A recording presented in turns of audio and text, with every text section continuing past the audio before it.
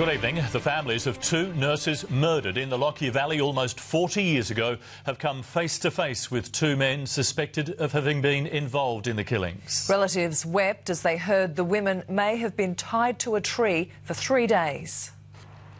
Alan Neil Laurie is one of the few surviving persons of interest in the double murder of nurses Lorraine Wilson and Wendy Evans.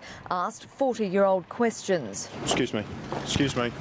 But once inside, there weren't many answers. He denied any involvement in the murders and said he couldn't remember previously bragging about giving two women a good hiding at the bottom of the range. Unfortunately, he can't assist them in any respect. He had no involvement in the disappearance of the nurses. He did, however, apologise to the women's families for their loss. It was very insulting. It was very shallow.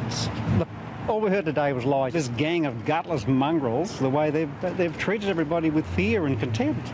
Another suspect, Terence O'Neill, was also questioned. I'd like to say nothing. He told the inquest he too had nothing to do with the murders. But the evidence most difficult for the families to hear came via phone from Betty Stabe, a former flatmate of person of interest Donald Laurie. She claims he told her they were tied to a tree for 3 days and he wanted to give them some water. And I pray that that's not true. I mean, it's unbelievable.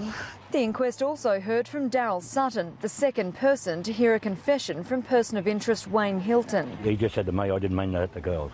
And he was crying about it. Witnesses, including Wayne's relative Trevor Hilton, have repeatedly told the inquest the main suspects had a reputation for being violent towards women. Just chuck them in cars or in the beach wherever they could fit them in. And today, Robert Steeler testified he saw Wayne Hilton struggling with the women on the Toowoomba range. Why didn't you stop that night on the range?